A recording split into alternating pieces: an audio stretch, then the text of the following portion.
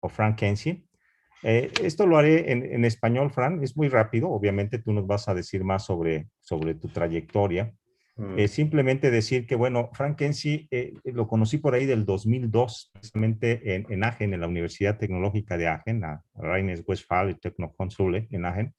Él formó parte como asistente científico en el grupo del profesor Jochen Buchs, y ahí es donde hizo su doctorado, y precisamente en esa etapa fue que conocí, y bueno, a partir de ahí hicimos una extraordinaria amistad con Frank Kensy. Su trayectoria lo van a ver ustedes a través precisamente de lo que Fran nos va platicando. Es principalmente, tiene que ver con la creación de empresas que en buena medida son gestadas a partir precisamente de iniciativas que surgen en las universidades. Yo creo que son de estos ejemplos bien interesantes de cómo el desarrollo de una empresa puede derivarse precisamente del impulso que tienen en las universidades. Y fue precisamente en la Universidad Tecnológica de Aachen donde funda esta empresa que es M2P, que es una empresa de lo más exitosa, déjenme contarles, es una empresa que vende equipos microbioreactores. El Bioreactor es uno de sus ejemplos más claros y que actualmente está asociada con Beckman Coulter, ¿no? Esa es una alianza interesante en donde, bueno, Beckman ahora es el que se encarga de la comercialización de estos reactores. Ha formado varias empresas, ahorita vamos a ver estas, y quizá la más reciente, y es precisamente de lo cual nos va a hablar, es director general y cofundador de b.fab, que es esta empresa que tiene base en Dortmund, en Alemania, y que está basada precisamente en la utilización de materias primas como el ácido fórmico, metanol, CO2, en el tema de bioprocesos. Entonces ya nos platicará Frank qué es lo que vienen haciendo actualmente en esta empresa. Y bueno, no me queda más que nuevamente agradecer a Frank por haber aceptado mi invitación. Vielen Dank, Frank. Alemán. Okay. Alemán, vielen Dank, Frank. Okay. Y adelante, te dejo el micrófono para que okay. Gracias. Ja, muchas gracias, Carlos. So, yo voy a presentar en inglés, perdona. Okay, hello everybody. Yeah, I will present our company and our main topic, and this is Formate Bioeconomy. Yeah? So, and question is really, is this a new way for sustainable biomanufacturing? So first of all, I want to give you a little bit background on my person. Carlos mentioned it already. So I studied biochemical engineering in Essen, Madrid, and Aachen. In Madrid, I learned some Spanish. And then I did the PhD in Aachen University. And I started my career in a company, it's called Rein Biotech, and I was the leader of the fermentation group, and I'm very experienced in bioprocess engineering. And there we mainly produce technical enzymes on the top right, and vaccines, for example, phytase as an enzyme, or hepatitis B vaccine, or hepatitis C. So it was very interesting, very modern advanced company. So, and I learned a lot on fermentation and all these products. So then we founded M2P Labs, and I was a co-founder and a CEO of the company. So luckily we could develop like these bioreactors or microbioreactors of the bioreactor, and also could integrate it in pipetting machines. And finally we could sell the company to Beckman Coulter last year, and very successfully, and they expand now the range of applications and also sell it worldwide now. Yeah.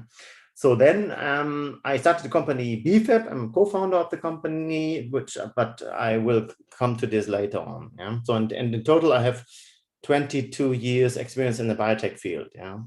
Okay. So then I'm coming to the company first. Brief introduction. So we founded the company in February 2018.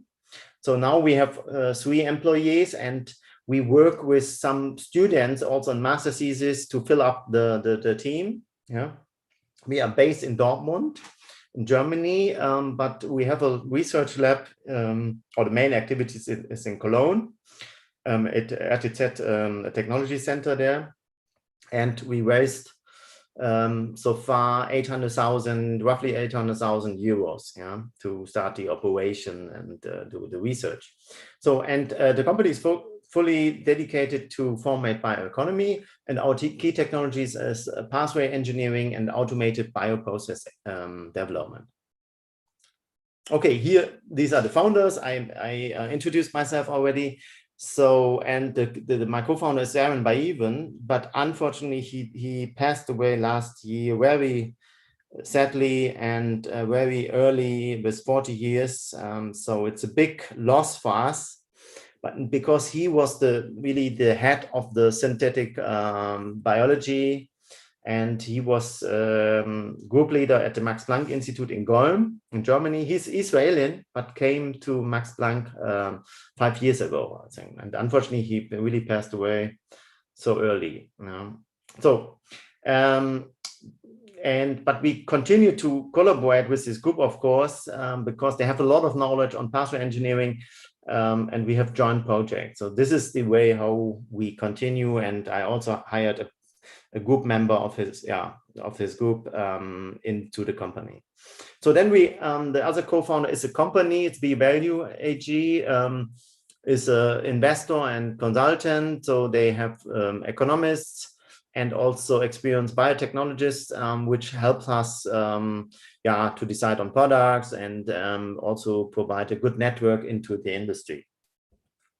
Okay, but now I'll start with our vision. So, and we call it the electrification of the bio industry. You know, all Tesla, so they transformed the automobile industry. So, and we want to do this in the bio industry. So, but the question is how? So we use artificial photosynthesis. So that means we bind CO2 with the help of energy, electricity. So then we apply synthetic biology, molecular biology, and at the end we want to produce sustainable products out of this. So first of all, we have to look at the problems, and you all know the world population is growing very fast. So and for the population we need a lot of food, materials, and energy. So there we have a problem to really feed all the population.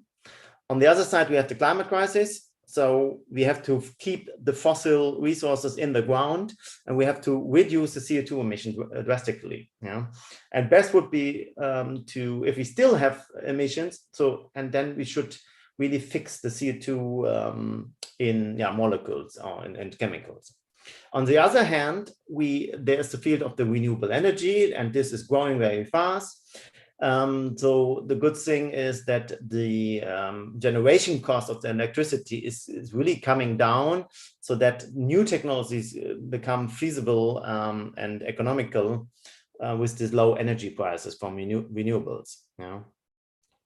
Okay, in general, we have to rethink the manufacturing, and we should also look for biotech routes, not just chemical. So, and here you see 3 different ways how to convert solar energy.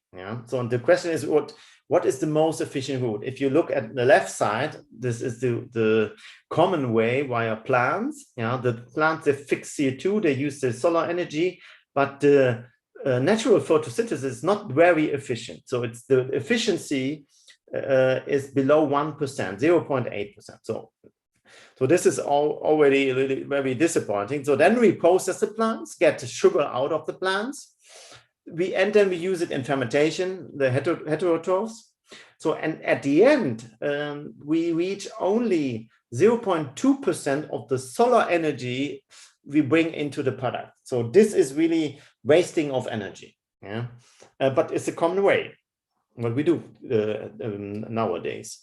So in the middle, you see the same way via algae. So the algae is a little bit more efficient on the photosynthesis.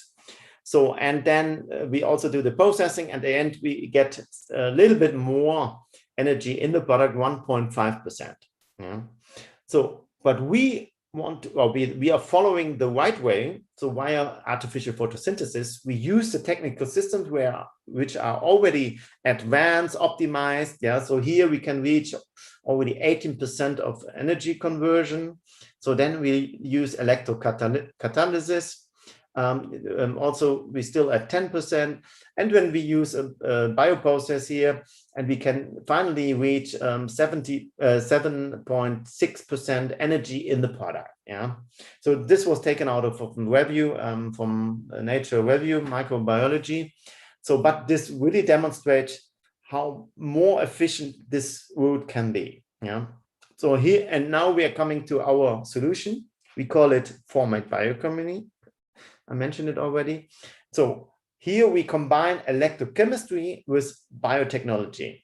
So on the feedstock side, we just need CO2, water, and renewable energy, electricity.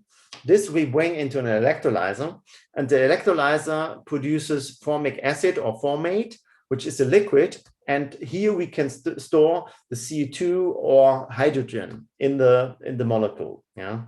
And this is our mediator for a bioprocess. We want to replace and substitute sugar in the bioprocess, and therefore we're applying natural phototrophs, so that these are organisms that can consume formic acid. Or we apply a synthetic formatotroph, and here we have a specific pathway which we use. At the end, the microorganisms can produce feed additives like proteins or enzymes. They can produce chemicals or even biofuels. Okay, if we look into the value proposition, and you see the old economy is still using fossil fuels to produce chemicals, cosmetics, and energy out of it. Yeah. So, but as you know, the climate crisis is ongoing. So we have to keep the fossil resources in the ground, and we have to switch to a new economy, and we call it new bioeconomy. And best would be CO2 based. Yeah. So also plants are CO2 based, but not very efficient. So, and therefore, we propose this pathway using CO2, which is cheap and abundant. So using renewable energy, which is also cheap and clean.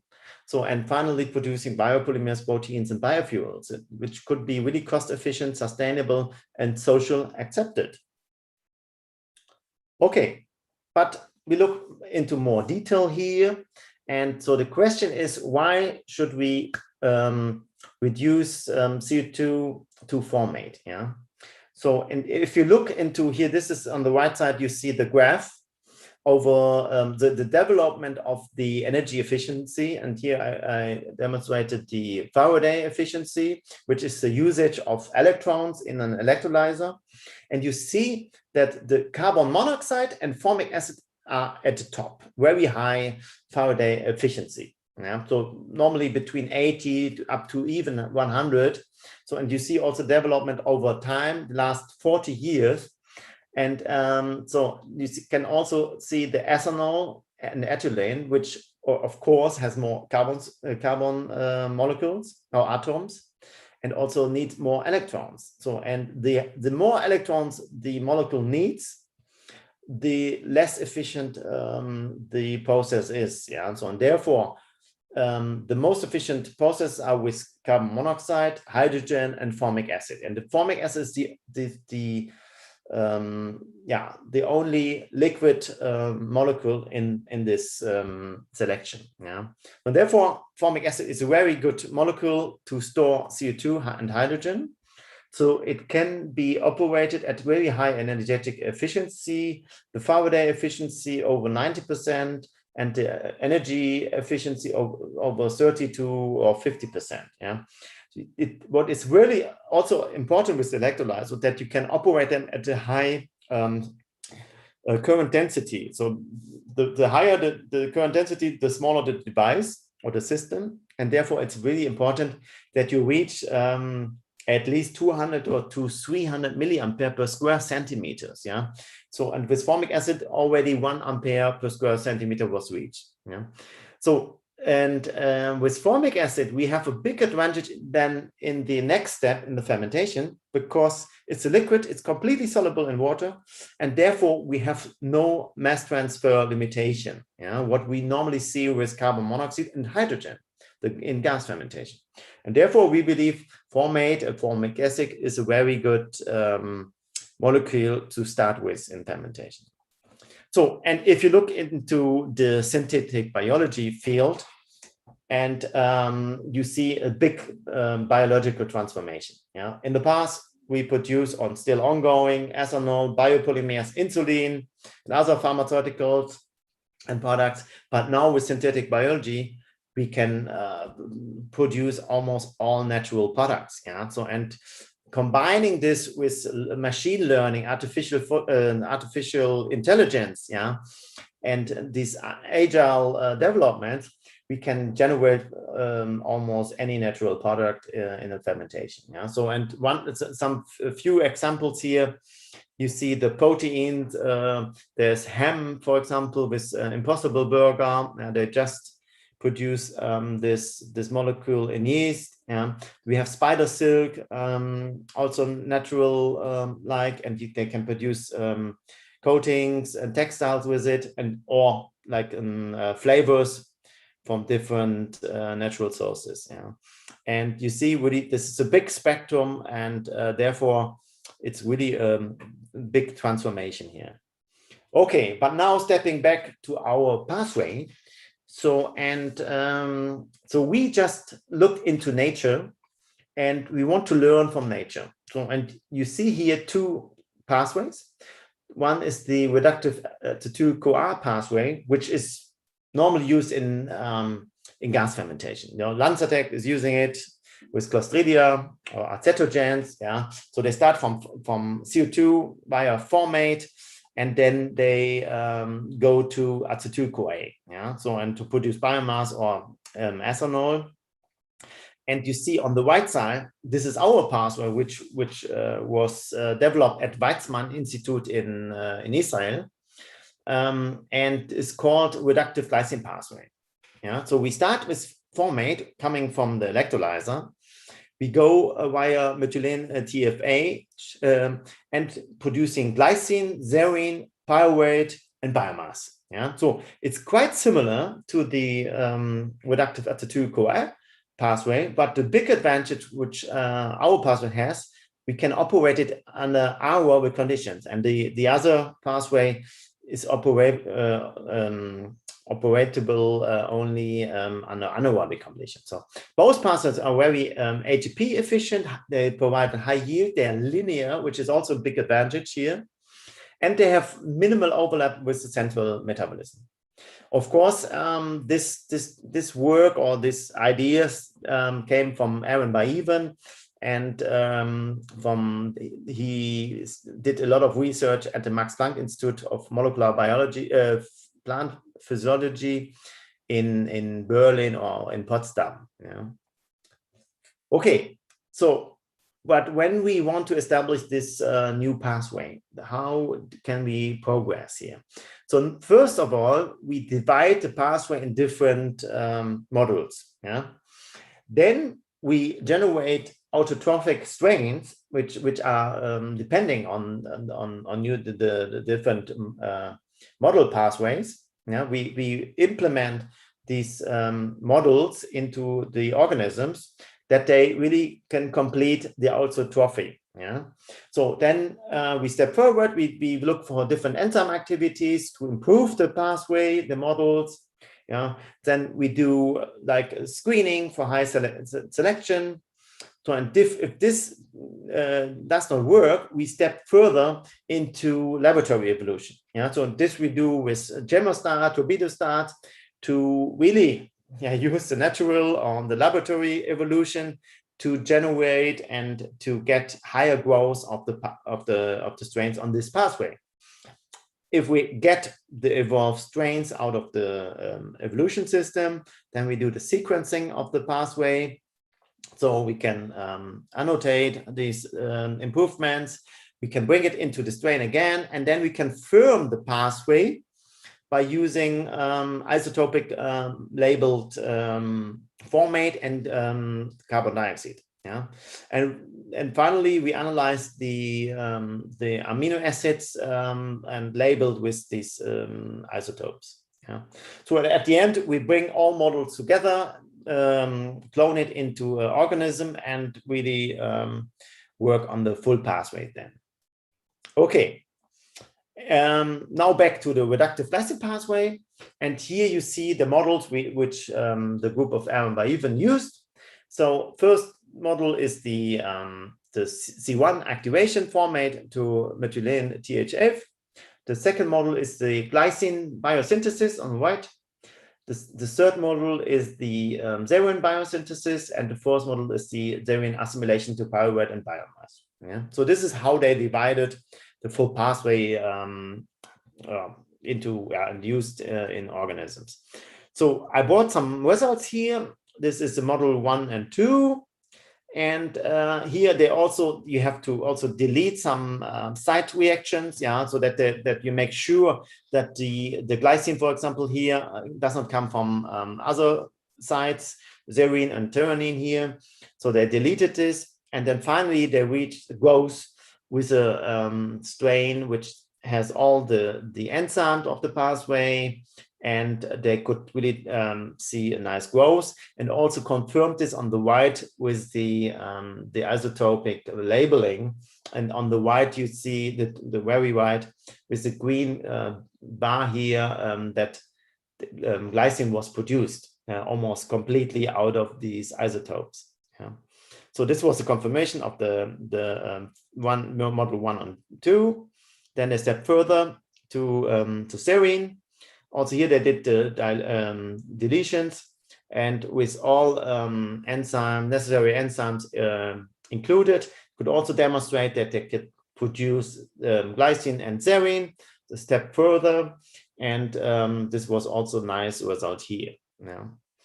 So finally, they ended up with a strain, E. coli strain, which could produce the whole pathway and biomass and even energy out of Formate. Yeah, so it was the first E. coli worldwide which was growing on Formate, and they did a step further even to methanol.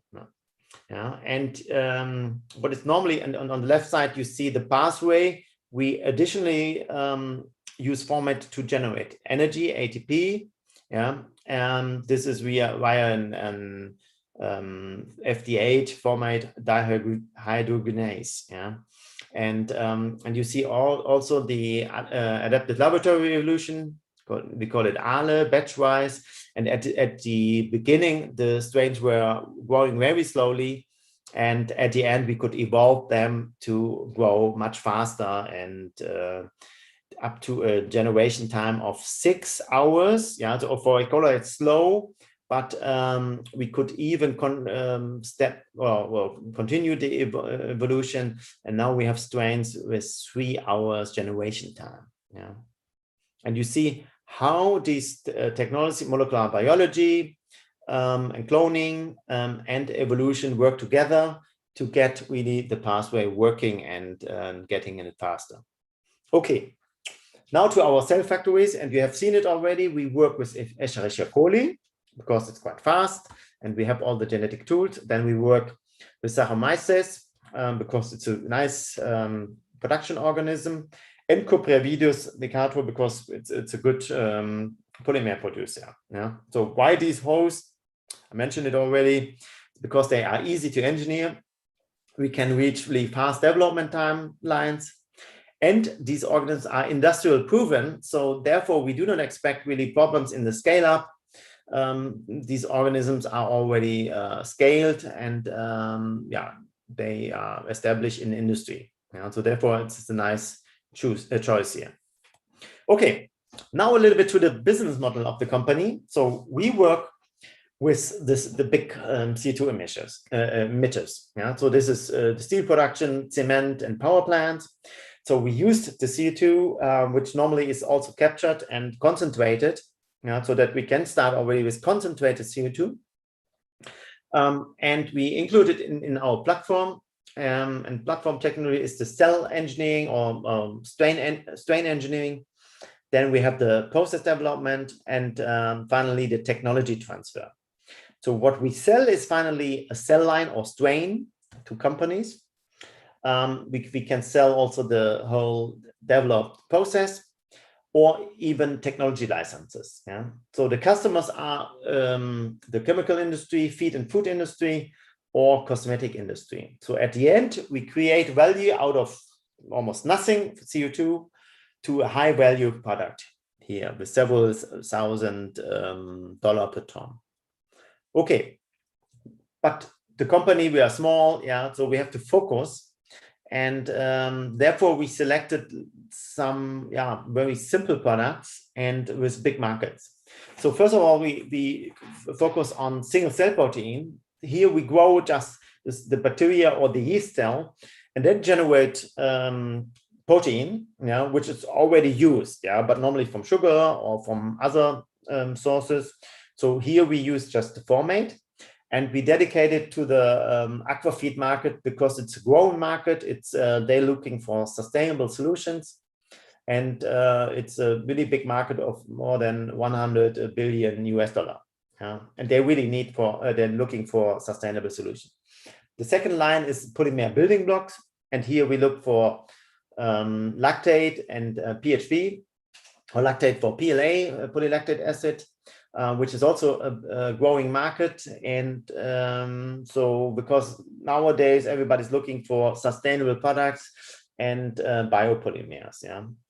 So in partner activities, we work also on biofuels, for example, isobutene and isooctane. So in there, we have a European project. So the fuel market is very, very big. And we finally have to see who is really winning. Electromobility is really in growth now, and we have to see where this ends. Okay, let's look at the competition a little bit. So, and here you see a graph over the product value in the y-axis, and the x-axis is the feedstock cost. So it's an inverse axis from high value sugar to very low value CO2, and you see that we are in a very good position because we use a low value feedstock and can generate a high value product. Yeah. So, and you see the competition, which are common companies which work on the sugar biotechnology, Genomatica, Samagen, for example. Or we have the players here, Lanzatec and Evonik. They use gas fermentation, they use carbon monoxide or CO2 and hydrogen to generate their products. But normally they can reach only low value product like alcohols, for example. Yeah. And at the end, we also have to take into account with the new regulations, probably in the future, you can also get like additional charge or on the CO2. Yeah, this could reach like $20 or $200 per ton of the CO2 which you can fix in your product. Okay, now I want to give you small insight into our projects. So we are involved in the Horizon 2020 project E for Fuels.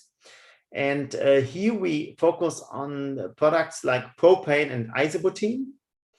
And okay, we're following the same pathway and technologies, which I introduced already, the electrochemistry, CO2 to formic acid. Then we use the reductive glycine pathways and another pathway here, but I cannot go into details here. We do the optimization of the formatotropes and finally producing the propane and isobutene. Yeah. So, and the isobutene will be upgraded chemically to isooctane by the partners. Yeah. And this is a nice project. It's started in 2018 already and will go until next year. So we, up to now, we were just in the advisory board, but this year we became partner in this project because of the group Aaron by even passed away, and we take his position in the project. Yeah. Okay, and this is of course funded by the European Commission in the Horizon 2020 program. Okay, I step forward. The next project is a German project. It's BMBF sponsored. It's called Transformate, and here we apply this, the similar approach. We use electrochemistry to produce the formate, and but now here we want to produce PHP and crotonic acid. Yeah, and so here partners are involved, Decema, also mostly German companies, Incores, Plinke, ProfED, the University of Stuttgart, and the Max Planck Institute, which work on molecular biology and also on different polymers for the electrolyzers,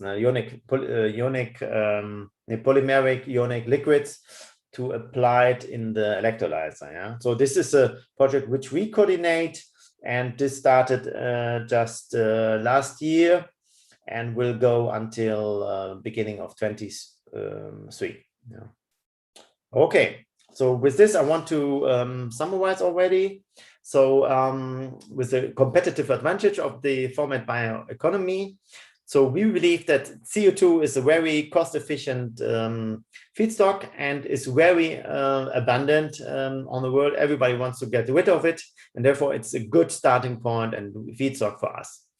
So the technology has a very efficient land use, because we can generate on the same area or hectare, we can generate 30 to 50 times more mass or like chemicals or formic acid than on sugar or cellulose. Yeah, so that gives us a big advantage already in to generate the feedstock. So therefore, we have no competition for arable land, because we don't need arable land. We can make it on rocks, on built areas, yeah, almost everywhere, and even on seas, for example, where we can just install the solar panels, and yeah, and therefore we now don't need arable land.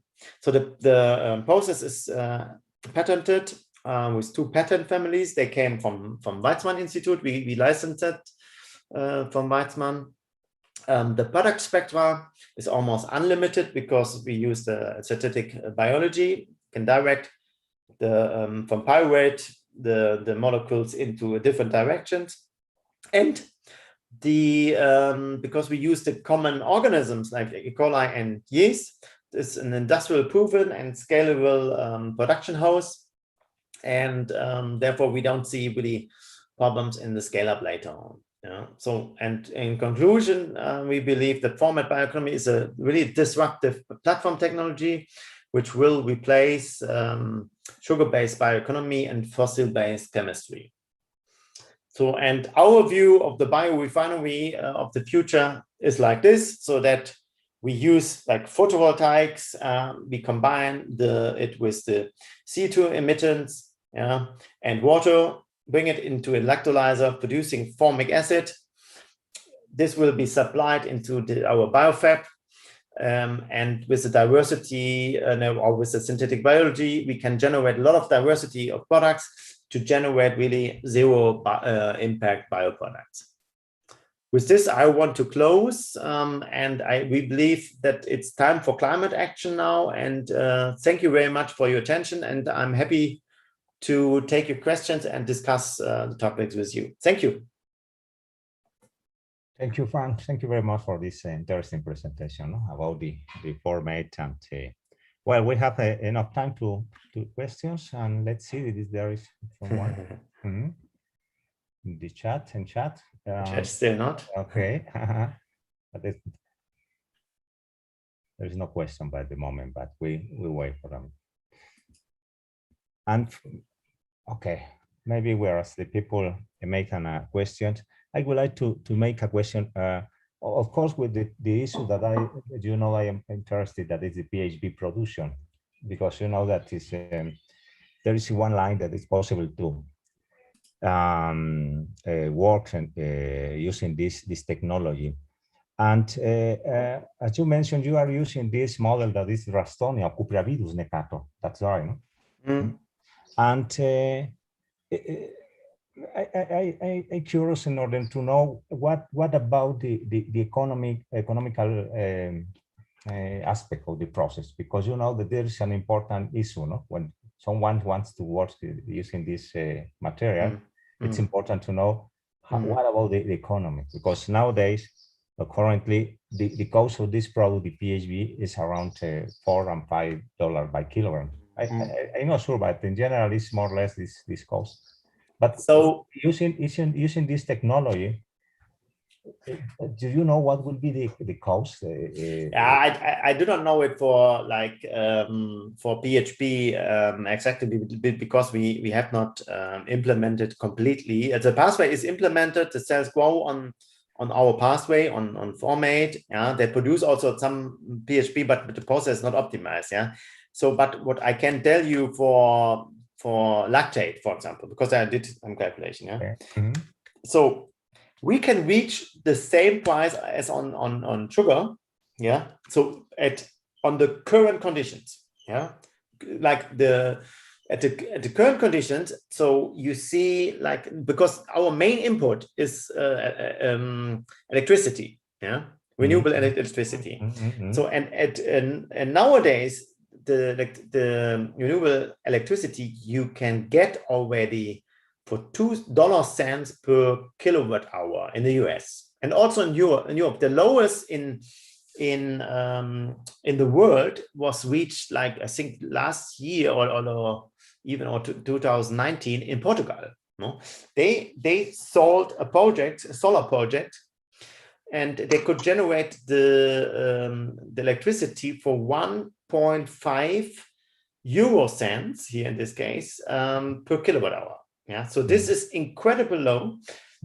Otherwise, you see it only in Saudi Arabia. Yeah, so they're building now big photovoltaic parks. Yeah, they're also claiming that they can reach 1.5, I think in this case, $cents per kilowatt hour.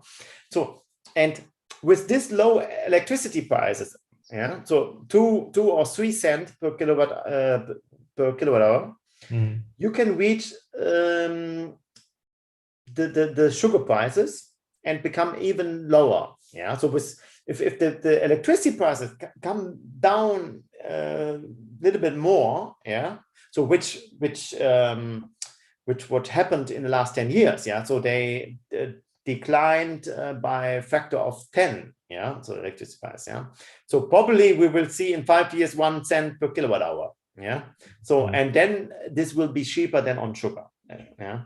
So, and some companies, big companies, energy companies, they say at the end, the electricity will cost almost nothing.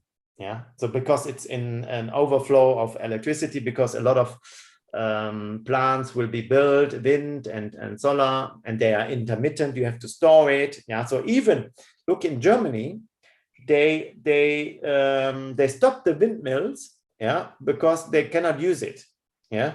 So, and the government is paying the owner of the windmills, yeah, to wind wheels, yeah, to stop their to not generate the energy, yeah. So we have over excess energy, yeah. So and therefore I believe at the moment I would say it's still the same price as on sugar, but we can compete with this and we can become even lower.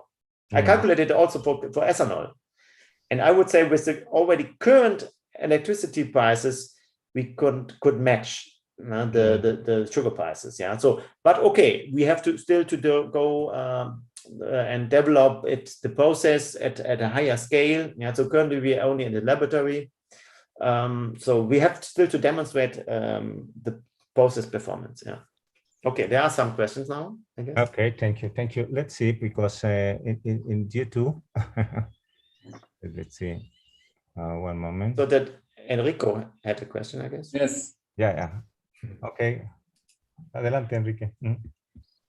Thank you very much, Frank, for this very interesting and amazing talk.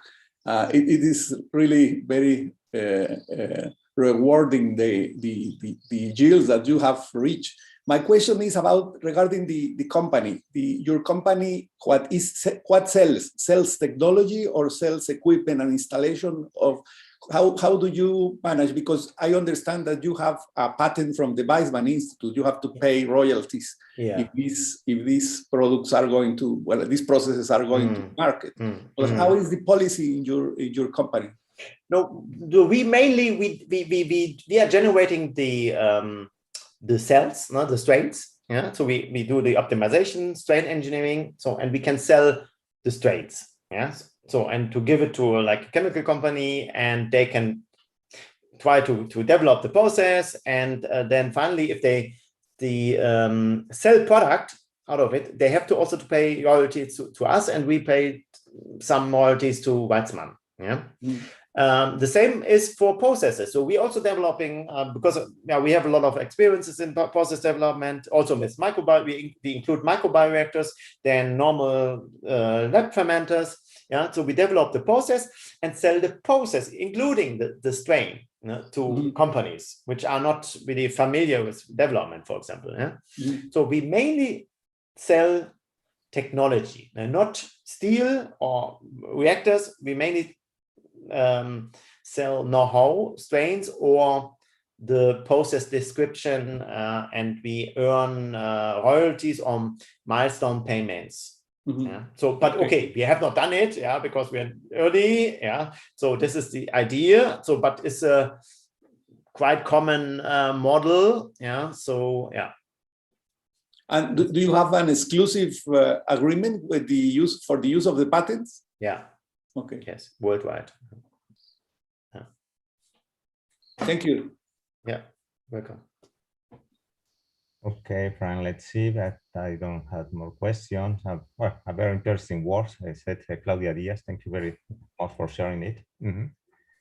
And let's see if there is another question here in the chat.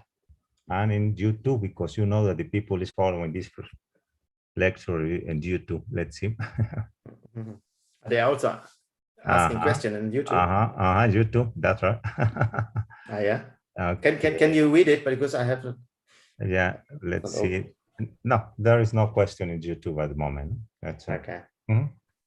But maybe I can also come if you are interested. So because I have some experiences in spinning off companies. No? Okay. So for example, maybe it's interesting for you.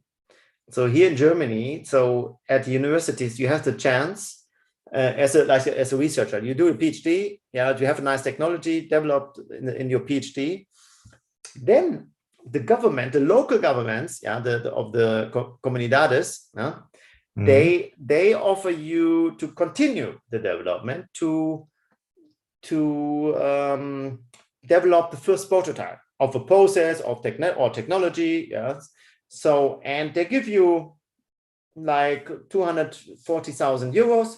Yeah.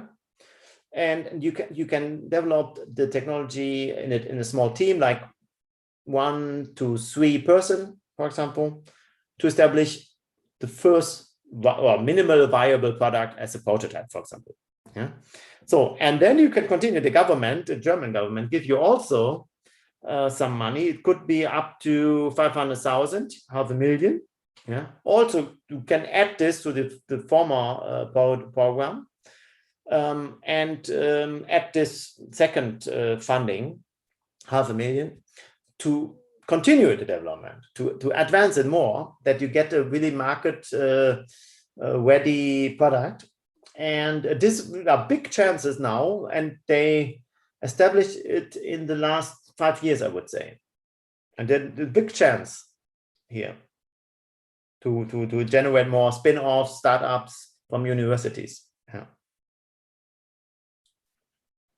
That's very interesting, because usually is the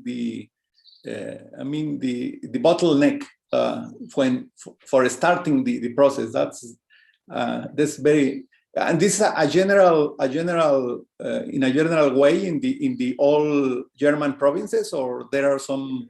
Yeah, mostly. No, okay, what I mentioned, 500,000 is like a national. That's from what is it? I'm not sure. The Ministry of Economics, I guess it's the program exists. And this is 500,000. So this is, everybody can apply, no, from the university. So, but then the states have their own programs, and there's a little bit smaller, like 240,000. Yeah, but I guess mostly all states have it. Yeah. Okay, thank you. So, no more questions. Okay, there is a comment of Osani. You can read, no? I read it. Yeah, okay. No, but of course, it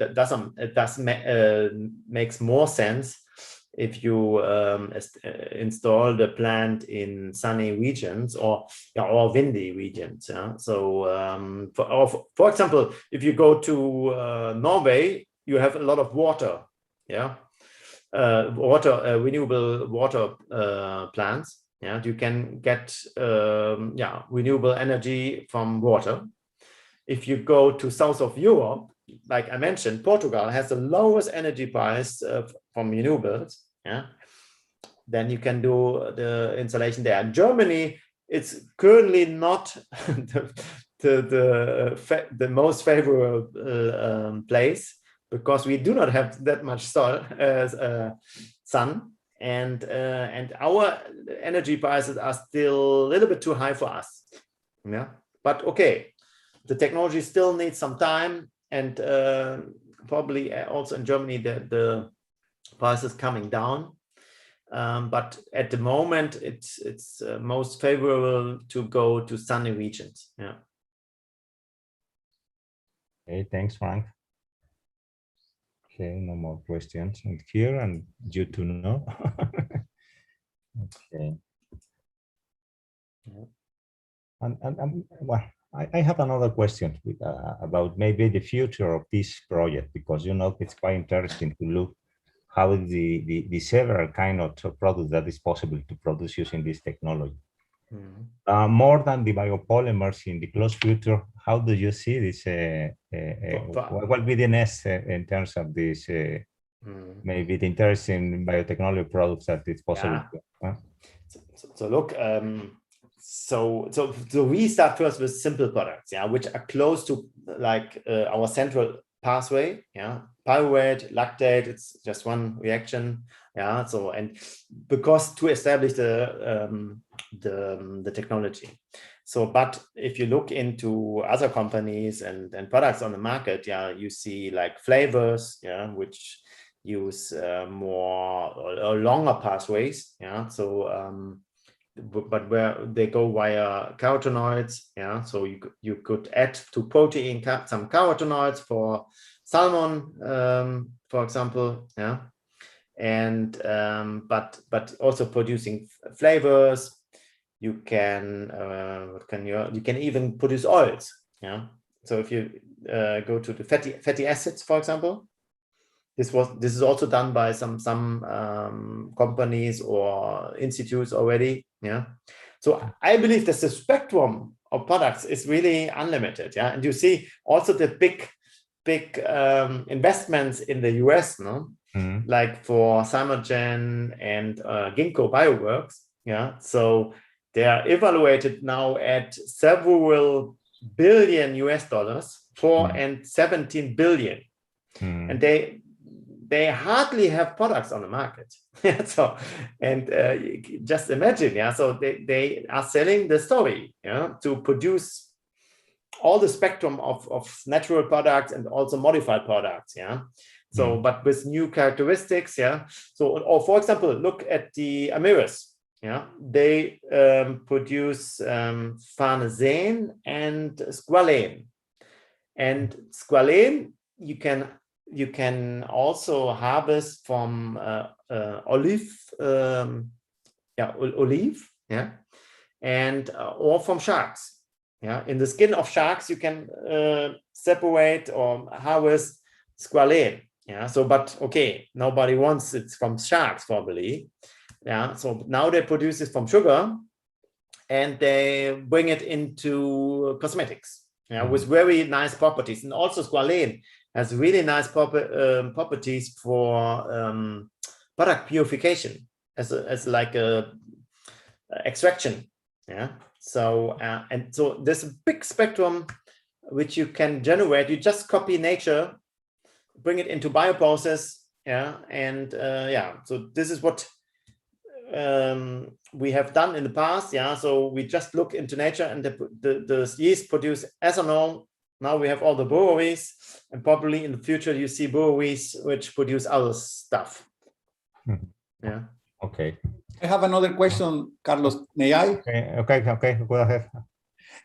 Regarding how do you deal with universities, let's say, or institutes? Because I saw that you work together with some institutes or universities.